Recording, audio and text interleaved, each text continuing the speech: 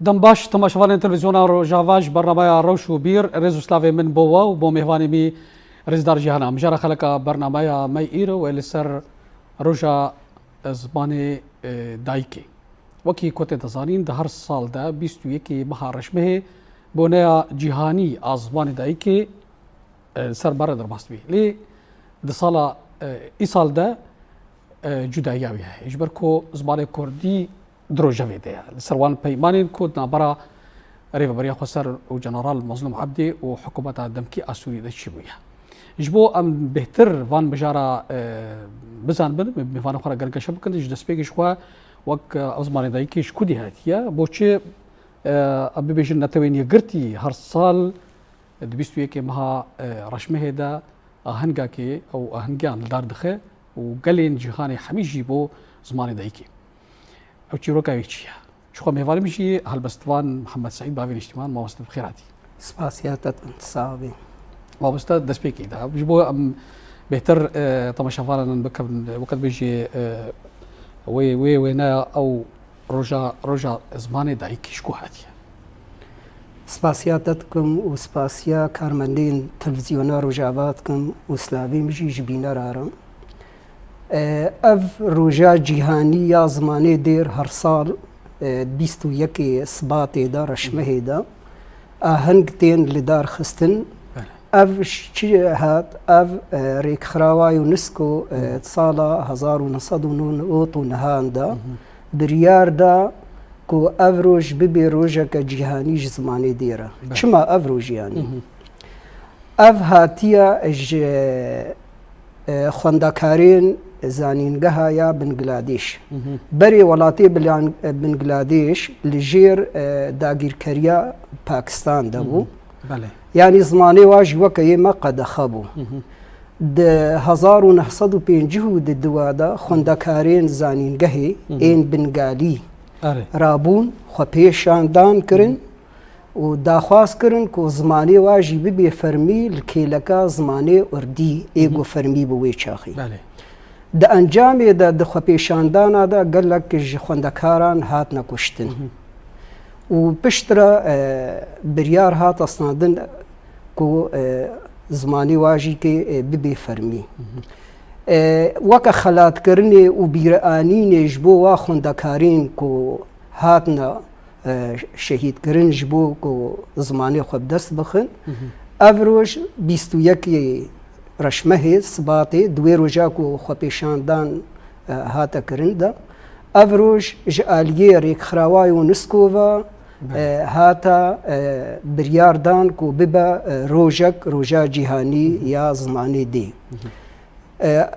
ج سالا 2000 و هر سال 21 مهی رشمه دا آهنگ تین لدار خستن دوی بونه جبو کو یعنی ناسنامه همو ملتان همو گلان د زمانه و د اجبر کو تی خویا کرن و بیر آنی بله بابستان ها بيجن وك زمانه كردي وك انزانن کو دما 14 ساله ده پیشکتنک پر مثلا روجاوای کردستان چی بو انزان کو دبستان چی بو پیمانگه و تاشی زنگه روجاوای کو گلک دروجایرو درچونی وان خواندکاران هنا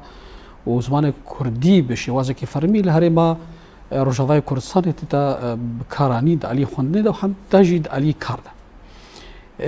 گلو ابي بيجن چه گرنگا پیوستا آنها اجبركو عمل بر او تبلي هفكرنيرا بحكومه سوريا چه گرنگی ہے اج عثماني كردي دا کو بهتر جه خو بگره و بشوازه کی فرمی کو د دستور سوري دا وردانين جالي كردا فهم او جالي بس بيجن خداني او مروفي گهدان زماني كردي بله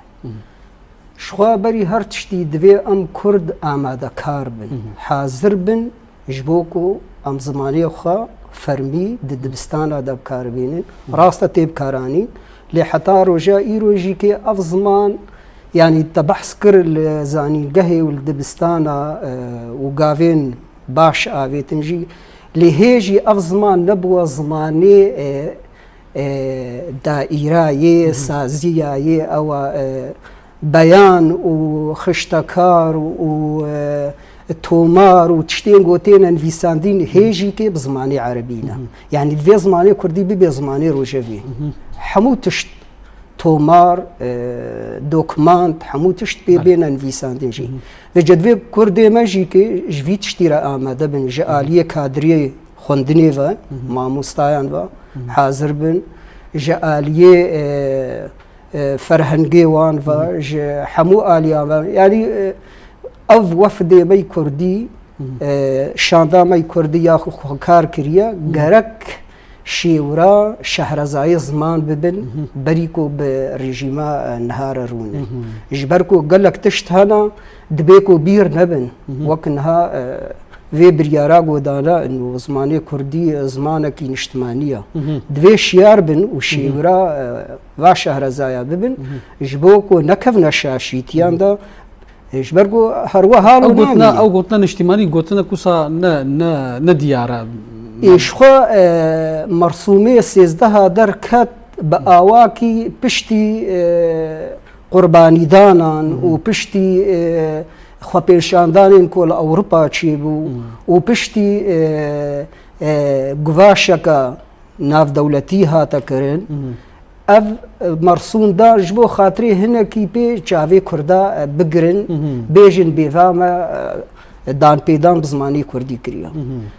دباوریا مدا يعني أفدان بيدان كيما يعني نتكوزا جبركو ايش جالي موستان بيتر جاليكو الزماني ما كردين ميزين نشتماني راستا زمان نشتمانية بس نقود نزمانة كي فرمي شخو اف زمان جفي ولاتي دركتيا وجكفن دار هيا قرك مرسوم دا قوتبانا اف زمان كي فرمي بي الكي لكا زماني عربي بيدان بس مخابن يعني هاتية مرسوم انه زماني كي بجاركي بي اختياري ديمك كيمية عربتي ديتن يعني شو معنى وكا زماني عربية الكيلكاي عربي بي وكا زمانك كيمنتو تي خويا كرن يعني اف بريار شكيرا باشا شكردين مي شاميرا ايغو بخوازي خفيري كردي بكي او امكارن بيجن بجاركي بيش كردين مي الحلبيرا وانا في ديرا ليد نافچا روج اواي كردستان دا غركا زمان بي سباندن بي الزامي بي يعني تبيني قالك خطك الصور بما مستا عليه وقت بيجن شانداكو كرديكو هري بشامل من أبغى قرك خطك الصور بي شخوار دباوريام دا سري هر تشتي دمافيقو قلي ما داخواستكي زمانه يعني ناقو زماني تنبي بدنا تجي كي تنتشتكي ناس نمايات نينا يعني جبرولو جيد فيه او شاند قال لك الشيار بي ودفي نو نخوار مثلا انه زماني كردي نتني زماني ولا چند وانايا دحفتيه دا بدن زمانك فرمي بي زمانك الزامي بي تقونا غير خندني دا كارد بردا بيكرن بشيويكي يعني بجهبي يعني دواري عملي دا نها تانية قوتن بي او يعني انها براسي قال كردي ما هنا جبرقو جميج دا محروم بون خواندني زمان او بلكي دبيكو في مرسومي ميزن برنقا كي انه دان بيدانا كمظنة وفايا مكرن ودما كولو الهفكرنا كتك يام بيجن براو بريك تكرن برجيما بعث وقت بيجي مكور زمان كردين هذا افضل دستلات يتنا بيجي بحضار الشهيدة باكروانا قرباني هاتي دانين 14 سال ريفا بريا خسر الحريمي تي بريفا كرن بيماني مهانا زانجيه مهانا شوان نلقور دا خوازا قالي كردا ونلقور دا خوازا يعني واقص قربانيين قون هاتنا دان يعني كرد نتني والله الزماني خد قرن لأوروبا جي كي زماني كردي تبخوازي تكاريب كاربيني يعني ده شاقرت الأوروبا بخواز الماموستا وانا يعني بديوا ويري بدنا واناكي إما زمانك أم دولاتي خدنا يعني زماني مي كفنارة يعني أم بيجي زماني ما خدي يعني قواعد حمو آوائي المبيكتين وقت فرمو كريشي كي دروجا إيرو دا دبستاني كردي يعني قوناغا سرطاي قوناغا نافين ويا بقهيا حتى بكالوريا جي وحتى بقهيا زانينجه جي كي إيرو بكردينا يعني أف دفي بين بيش خستن ام جارك دي فقرن ام دفج دبستاني خو وزانينجه خو بردن وجنوكا بين چند وانيان بدن بهم بتني ولو زماني وجي بي وزماني كولاني بي نا دفي زماني حمو سازيا بي زماني يعني تومارا بي سجلاندن بركي لك زماني عربي بالكي لك زماني عربي زماني كيف فرمي ام زماني خو سركسي ناس بينن ام نابجن عرب برا مجبور بزماني مدخل بس لبر الري بدنا ما ام زماني خو بخوينن منهاجي خدا يعني دريبازين خدا بحموه از كردي بخوينم دبيركاري دا ود جغرافيا دا ود فيزياء دا دحمو يعني كريستيان خوندني دا مواد دا نتني هما د سي يعني وانا يان چار وانا يان پنج وانا نبس تيرا مناكي ام نجبوي في داخواست كن بله ما بوستن هال امبيجن سر استا زماني كرديت بشتي وان بشكتنين كو دروجاوا كردستان ديشيبو ام دكارن چاوا استا زماني كردي بدن خينن شخوا زماني كردي برينها يعني نهيني بو سري بو يعني نافا معلا دبو يعني ما مستايا خو بخش دكرن وانا ددانا وانا كي تاني خوفيري شاگرتي خوفيري تيبا دكرن يعني هما تقول بزانن بخوينن بنبيسن لي رجائيرو دا زمان جوي قناغي دركت يعني شاگرتي ما بكردي چد خويني ديروكا خود خويني بيركاري خويني جغرافيا زنگار وجافا ما مست زنگار وجافا مفناسي بزمان كردي تخند حمو يعني دحمو واران دا يعني دفي جهب بي يعني نتني دواري امبيجن سرطاي دا و نافي دا دفي دحمو واران دا اف زمان بيبكارانين ورولك باش ليستيا زاني قهار وجافا جاليكو ريزماني و يعني باش بيش خستيا از نكارم بيش متى انه ريزمانك تكوز درانينا لي قافين باش آويتنا ولو هيدي كارتي كرن كو زماني ما يعني يك قرتي بي قوناغا زاراوايان ام درباس ببن يعني چه دواره نویساندن داجیکی و چه دواره خواندن داجیکی. ایش خو مثلا زراوا براسیجی پرسکریک که زمان ده وی چهار سری اوی چی بی؟ بیش سر استا کردستانی. نه تنی سر استا روجاوا. د بهواریا مدار چهار سر کرنا زراوایان کردی و بشیوه کی یکبوی بکار بینن. افشکیتی خواستن کومبونک مزن چی بی شهرزاین زمانی کردی را. وجه هر چهار پارچه کردستانی وجه اروپا وجه دروی اروپا چه یکی شهرزای حمو زاراوان جی حمو زاراوای کردی شهرزای وانا لهف کوم ببن هندروی سازیه که دا و برهمین خو پیش هف بخن و هنگا بلکی نکار بن دروجه که دا تصاله که دا 10 ساله دا کاربن شیوه که یک بوی جوی زمانی درخن ليه ويكاربن قامنا باش بابيشن وأكبر برسيار جي كي تي راغاندنا كردي يعني راغاندنا كردي جي كي غرق بوارا بي يعني وزمان هدي بي استا يعني بي زمانك يقردي يعني براسي جي كي شاشتيه ك مزنا ومروف جي فيديت كي انه تشاوات بكردي بتيبي عربي دنفيسيني شاوات بكردي تبلاتيني دنفيسيني دوي يك تيبي بن يك دانوس اواجي نبي برزقه كهري مزن ما مسلم نابرا امبيجن كردي سوران دا كردي قربانجيا جورين وجيرين والله افبرس غريك هيا يعني دوارين فيساندن يبخدا جيكي بهتر شهرزاي زماني كردي تكست كند بيجن تيبين لاتيني ايكو مير جلادة بدر خان جمرة دانين او نيه گنجاو زماني كرديرا لي مخابن شهرزاين مي زمان ابراهيم مي سوران وسرسري وانا كي خديجي خوش بشيرغو بكس يعني دیتناوی ناکه دگو ام نب تیپیرا لاتینی را دگو می چاوا بکارن برهمين أحمدي خاني وملاي جزيري وفقيه طيران يبري وانا أمي ورقرين وبلاتيني دينن ويقال لك واتي ونضاببن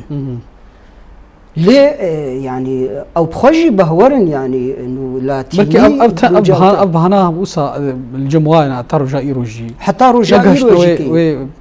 يعني حتى رجع يروجي كي اسشما كردستاني اسشما دبستاني وانا مديتنا او كرنجي كي تيبين كردي لاتيني باشغه كرنا تاني مديت دوانه كوادا دبولا كده سرن فيساند ونو كردير وجافا ويبا كور فانتي با كارتينن ونفيساند بس اونا نتني بس جرك اوجي وكا ما دكي كربانا ريبازين خدا ودابانا خوندن جبوكو تباشروجي دا يعني جارك وقتي هاتبانا كرنا جرجر ما مستجار جارت بيجند بأفتيب بنجا خد النبي ده تيبي عربينا بأفتيب تيبي جبرد شخو كردا بين فيسانتي بري عربة بين فيسانتي جرا وصا جتي قلت راستا او بخا لغور ما مستا عثمان صبري دبرتوكا كخدا قلت جو بري اسلامي جو تيبنا تايبت مند بكردا هبون او تيب من بيش ما مستا جلادت بدرخان جيكر مداني دجي ويجي كي ديتن او تيب الجمان اللي نفا قراند نزان شبهات كرد تيبنا تايبت مند بوانا هابون بري اسلامي بشترا الجور يعني وكبي انفيسكاري ما يعني ويجوانين ما يكو انفيساندن سردما اسلامي دا يعني بتيبين افيغون بيجن عربي شخا قالك وقت قوتي او بيجن افتيب عربينا افتيب هندينا ايرانينا يعني جبرقو براستيجي يعني دما اسلام ها تيبي عربي نبون يعني الشامي بروماني دن فيساندن والعراقي بفارسي دن فيساندن يعني حتى قرآن جيكي بيابو ننفيسكيبو شفهيبو يعني بس دفكيبو يعني نزا نكارن تكسبكن انه افتي بي جو نها بيدن فيسين كردي باشور ويرو جلاتي كرسان انه كردينا يان هندو اوربينا ليه الجور وانا كرني جوانرا لاتيني جونجاوترا ودرسترا زماني كرديرا يعني ابن كارن بيجش قال لك اليابا ايرو مثلا زماني جيهاني وقت انجليزي فرنسي بلاتينينا يعني امي غابان بلاتيني بن فيسن امي قريب نزيكي روشن بيريا فان زمانين جيهاني ببن جبلي بيجن تيجه بركي تيجه نو تيجه نو جي كاري تيجه بكاربي بلي يعني نبي ويسا ام ورن وام تيجها وبيجي نو ام درين وام ساز بكن يعني بافرين لا قاعد انجليزي ذهبي يعني فرنسي ذهبي ام كارن جوانا بقرن يعني زماني جيهاني جبرغو روج بروج نيزيكي هفد بن يعني نجهف باشت كبن تبي امشي كي نيزيكي وابن بله ما بس برزجيك دي هاي انا تنبيني دبينين كو قربانجكي يعني زازاكي بله او زرافي خد خوين بله وصوراني زرافي خد خوين وقربانجي وقبش قربانجا جيرين وجورين هريكي الحالة خد خوين افا دبي بيج دا ودبرتوامي دا ودمك دريج دا نبي وام بيشن كو زمان كرديج جديف كو بي زمانك ستاندار وزمانك قرتي بس يشار زمان دركبي افا نبي برزجيك دا الي برزجيك برمزنقو ام السر نسكن يعني هانا دروجا ايرو دا مخابن اجي وقت تدبينم انه زماني كردي بونا وقت زمانه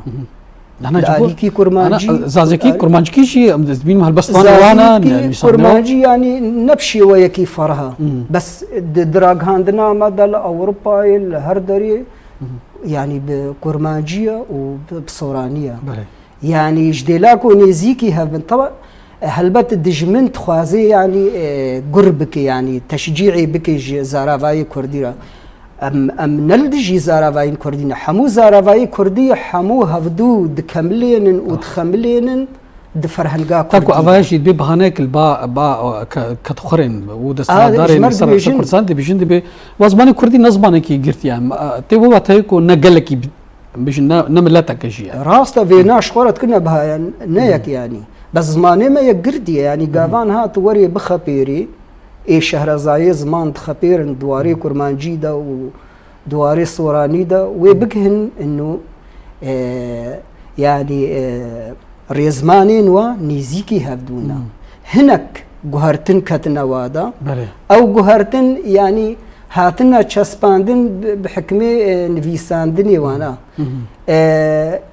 أم أزنبوي آلي رما إنه كرمانجية سركية ويان صورانية سركية وك ما مستعلي سيد ورقوراني د فرهنگا خوي نوجند دبيجي دبيز زاراوای كردي هري باقج يا بوطانا يعني أو زاراوای كومير جلادت أو بدرخان و بيدا وشارزاين مي صوراني جي دبيجين زاراوای مكريان أو هري باقج يعني الجمخوا السرفي آلي هر دو جیه پاقجین يعني ام کارن هر دو آبگرن يعني مرد کارش ور يعني قابانها فرهنگا كردي چيبي ام کارن يعني جگوتنا كيرش حمو زاراوايا ببن زنگيني جيرا يعني انا عرب پسني خود دند بزمانه عربي زمانه كي زنگينا تيرگوتنا ايما براوردي عربي بكي جيوا بهتر زنگين ترى تذكاري همبری بیجه که 4-5 بیجهین دی درخی و یه راستجی. دروجا ایرو دا کوملگه زانستی کردی مجمعه کردی لغوی نینا گل سر بسکنی. ویجا مخابن نویسکارک و گوتارک بنویسینی و گوتنک عربی پیرا درباس بی دبیکو او واتا یکی بدیه بیجه یکی بآفريني نابا وقتاقو سازيك هبي يا قشتي بي جي هرشا يعني حمو زاراوای كردي سركي تيدا هبن والسر بسكني هنگا كارن سينوركي دينن جي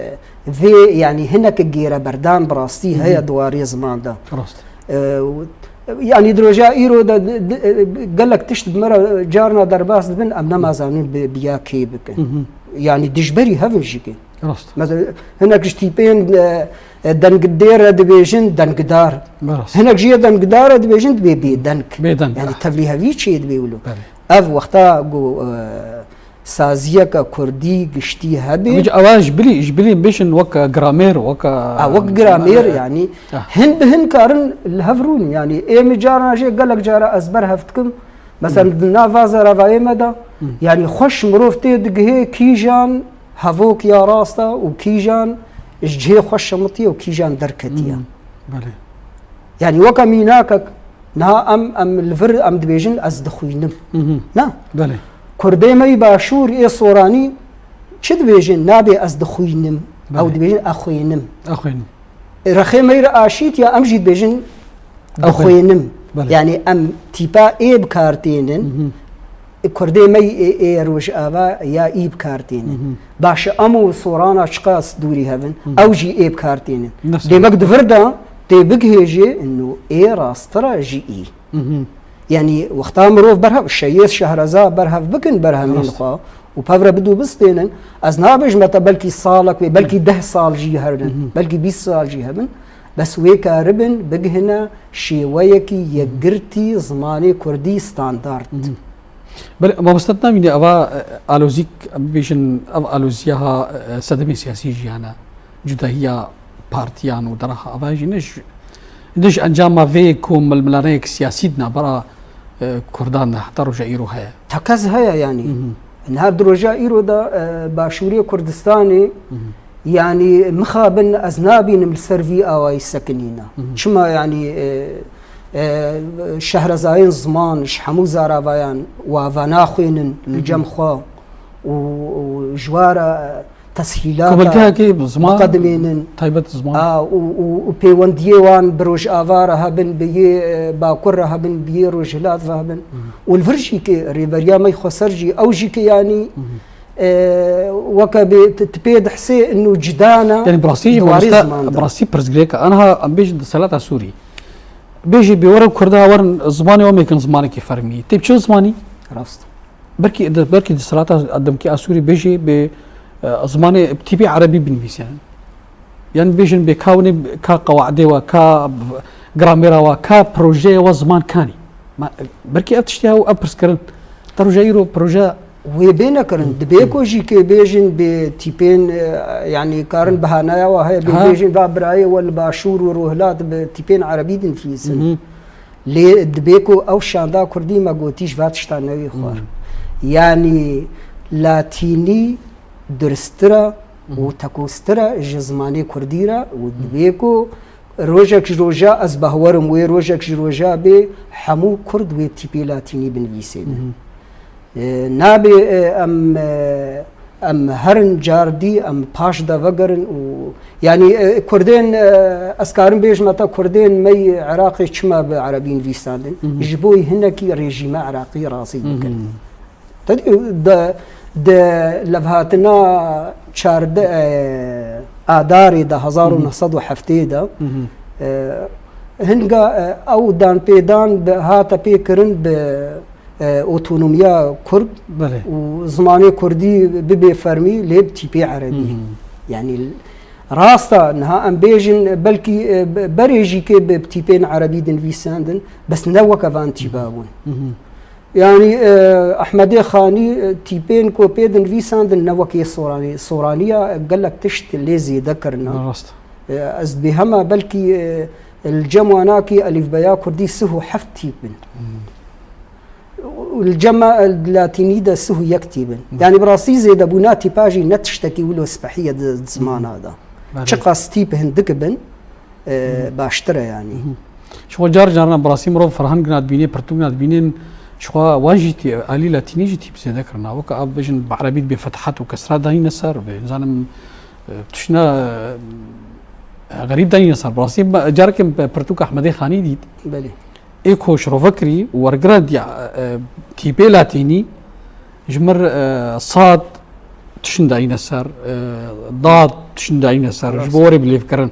ما أوجد بردواميا صالان دا أوجي نبي برزقيك زمان دا أوجي برزقيك ما مستوى عثمان صبري جديد جوجرك أم اجتيبا حي ويا غي وارا أم دخل دينا سرتي با إخو يا إهرا لي براستي مير جلادت نرازي بوجفي بيشنياري وقافات بخبيري جي كي زماني كردي دا تيبا حي ويا غي قال لك كيما دبيكو عربي هاتيا يعني حتى انا الجمع دارج الجمع ام كردي روج افا مثلا ام اشتشنار ام دبي هشت كردي ما يرجو افات بحشت تكزيا هشت راسترا يعني هشت ام دبيجين مثلا مار او دبيجين معر اف عيج عربي هاتيا يعني ام ناخذن الف بياخو قال لك صار رجوي كردستان نابر هرم دوسا شدبي هاي هرم مثلا بيجن اشيتا وهرم عمودي ودربيسين اوجي عين قال لك بكارتين راستا يعني دنافا جفاكي دا يعني دكولانا دا بيب كارانين نقد خيا بس الدواري خندني دا وتزانين قهي دا ودبستانا دا دفي ام بكرتيه كبتي يك فصحى بهفرة بآخر ومخابن شو يعني نها فرهنجا كردي مزي فرهنجا كردي يكبوي كرد كارن بهساني تشي بكت راست قافا شهرزاري براسي فرهنجا جديد فرهنج انا الجمنجي فرهنج هجار كردي اورميه درسنا او جيب تيبي ارامينا تيبي عربينا تيبي كردينا تشاغو بتديت او فرهنجها فارسيه كرمانجية وصورانية يعني وقت أقولتي أنا دا مثلا فرهنجة كردية قرتي أمكانها بيكانها ليه برزقريك دكودة جبوش كومالجيك بتايبات يقرت نظماني كردي تشينابي برزقريك دفرده والله أبنا أبدا خواستيك رن جهردو آليين كو إيرو دستلات دارن يعني باشوري كردستان جي وجروج أواي كردستان شكي جبرقو أو كارن بجيبينه جبرقو براستي كارين هالو يعني روج جير دفن مهجير دفن موچة جوار دفن قال لك ما كدر جوار دفن مصادر جوار دفن يعني دراف جوار دن برجا دن حتى قوفا بروجا يا بير فيد كساتن كاريوا اف كاريوان اف بيد في سازي هبن افاي هبن السيرفي تشتي افا بكن وشهرزايان وخوينن وجوار بيجن وبشجعين وفي كاري بردوام بكن بس حتى رجا ايرو يعني باش كس لنا بيخون يعني كردين باشور نهاجو تفجري جموانا كجواويا صوراني زماني بتيا ويه هريداوية وكردي ما يفرجي يعني دبينن كرمانجي زماني واي كردي باكورجي تفلي يعني تفلي قلت هردو زارافا ايرو هردو زارافا وقت زمانا يعني تين بكارين قوانت برهف بكي زماني كردي يعني تكاري بيجي الصديق حفتي بكرمانجي داخفن يعني قوت الجور بلد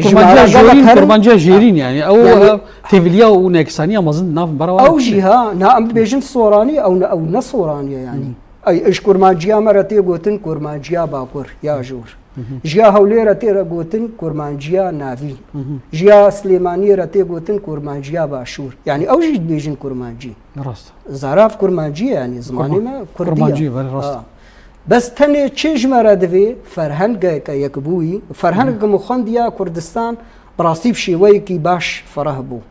يعني جبيجيا كيرا بلكي ده واتا شحمو زارابا كربونش حمورا زارابا داني يعني اف فرهنگيغو هنا ناف دستادا حموجي اف دبنا بروجا جبوي فرهنگك ما مستزاني انا زازاكي وقت بيجي بكرمانشكي جيرد بيجن او زازاكي بكرمانشكي خندنا كوسا باش متذكر او جدهيه ولا مزنتنا يعني الرهي قوتني بيجي هيك راست او تيفليات بمزنتنا وقت قوتي يعني لي برزغيك كده يجبو تشتان هاكو مالجها كي تشينابي برزغيك دور ده اف تي هارتي برسكرن شبو تشينابي وكم اشترقوتي ابناك يعني سوجي هردو دستلات داري كرديه يعني از دخوازن تدخوازي شهرزاي زمان حمود خوازن بله ام دخوازن وبرا ببرسن يكي شهرزاد زمان تكوده هبي وخوينن بقين نجم خا ورا ازي موشي تبدمتا وكار بك تشتيل جمتا او شهرزاي زمان جيكي برا خو بقين هر كسي كرد يعني تدزاليق وقال لك تشتي ما كردا هنا بيجي ما هنو الدمرن وام دتشنج ديلا وافا بيجنا نودر خنبره يعني وكمينا قوتنا ماندلا انكارا بله نا قوتنا ماندلا دراغاندنا كردي رزنابين انكار كرد بوچ يعني وغير اختياري خو وغير بدامن دلاي يعني بكارن جبوچ جبرغو براسي دباوريا من دا جرك بلاسترين ده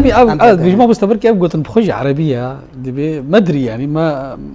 نا كرديه مندلا دي ماندلا دي انكاري يعني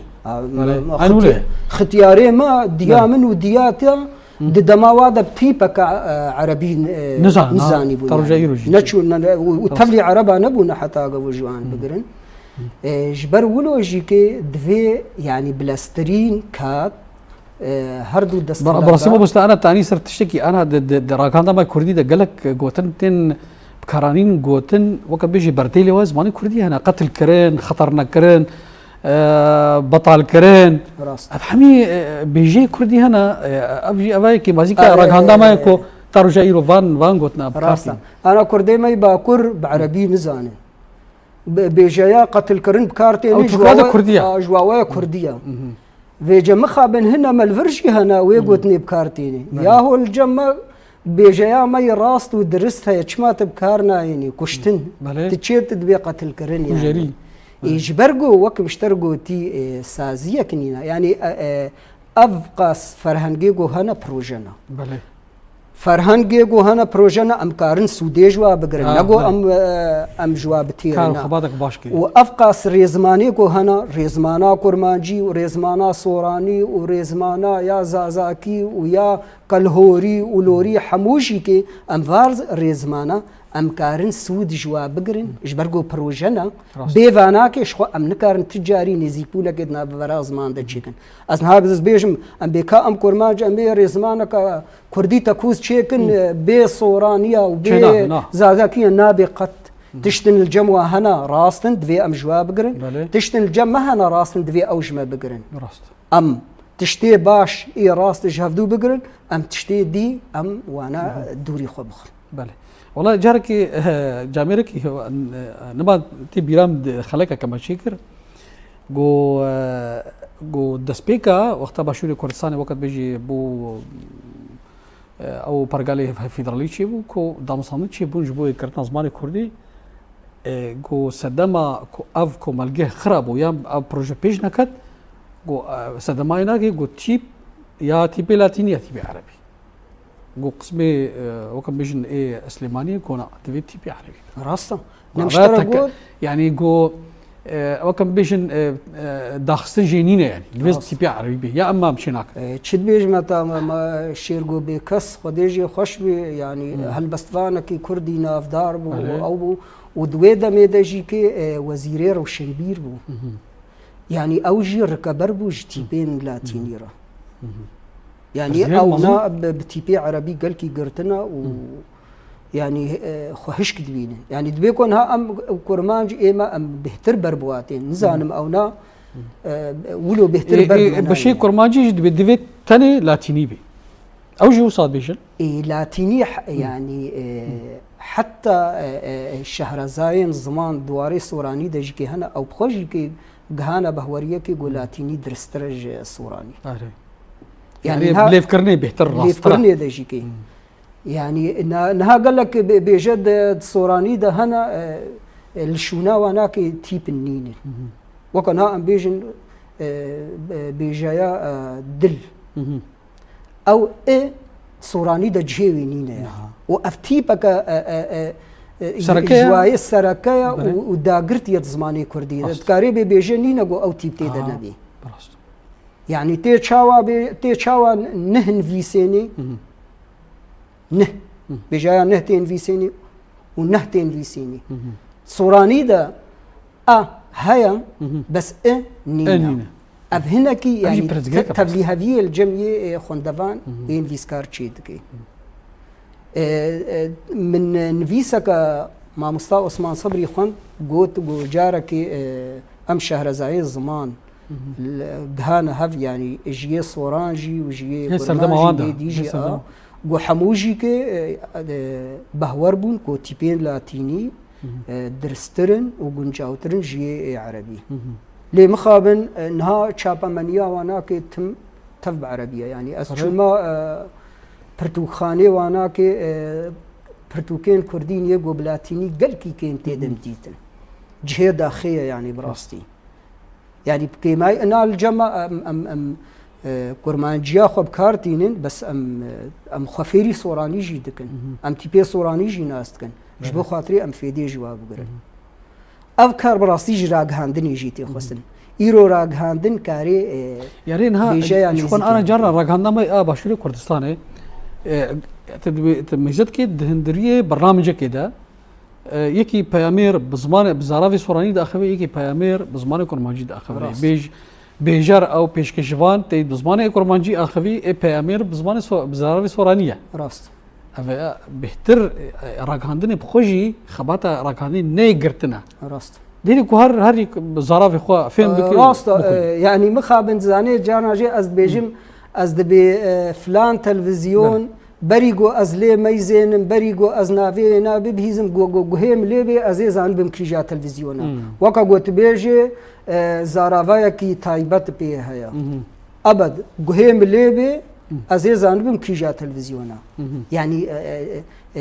وكا بزافي ناكن خونيزيكي هاف بكر شو اف برسكري اف اختاغو مجمعات لغوي كرديها بانا وسازيين كرديها بانا وتيكليين شهرزاين زمان يعني ام بيجن بلاتبا حمول ام البندا بريارك سياسينا بريارك سياسينا بريارك سياسي كملغا زمان شي كي تاغو افتش وروج بري روجا كي غركا من سرفات اشترا وسطن جبر براستي دم دچي وختياري ما دمرن يعني هر كالكي كرد دمري دباوريام ده فرهنگك جيبيرا دمري راست ما قومر امي بايكي بكبن يعني امي نوكا بين بيجيان افرين ونوكا تيرمين نو دينن شمال جمع هيا براسي هاتين نفس هذا قالك تشحطنا نفس هذا كالابورا كردي قالك هاتين نفس هذا مالا جليلي بركي بري ده بعض 20 سالان افكار رقبتها كرنا ما مستنها وكم بيجن مروفي هالبستفان جارنا وسا برستيكرن ب قرك مروفي هالبستفان زماني حسان بالبيزيني جبوق وجواك جيناسكي راست عليك دي تيكوتن تبينا قرك مروفي هالبستفان مروفي نيفيسكار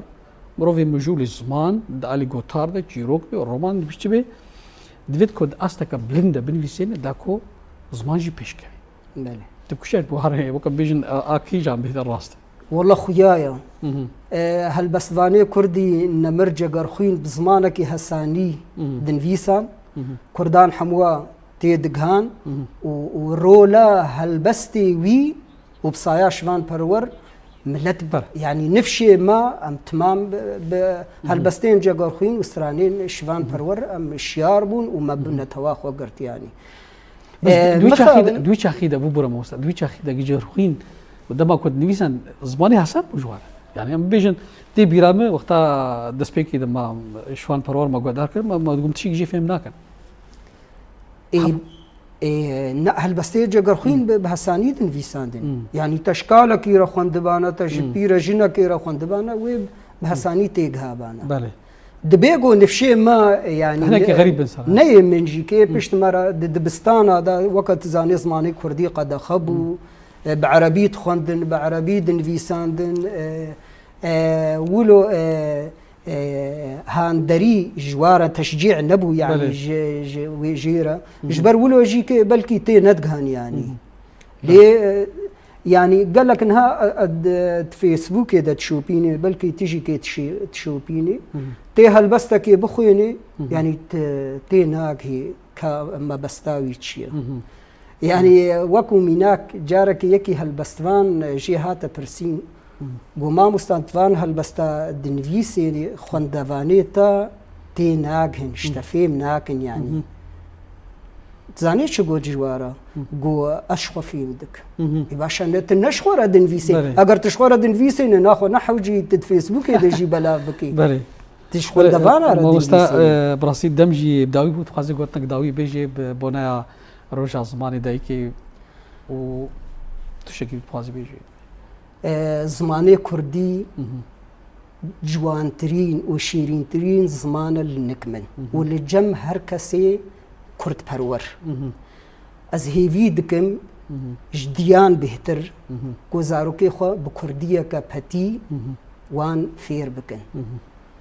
واز هيفي دكم كس جملتي مش زماني خو فيهت نكي زماني ما نكي وهي هري مظن ابي شاندا كردي دقازن وزماني كردي بزمانك فرمي به دوي زمانك فرمي به نزمانك دحفتيه دا دوانا سيوانا چاروانا بن از بيركاري بكردي بخوينن حمو كرستين خوندني از بكردي بخوينن زماني ما نكي مي زمانايا بلكي جو امبر هاف بكن زماني ما كفنترين زمانا يعني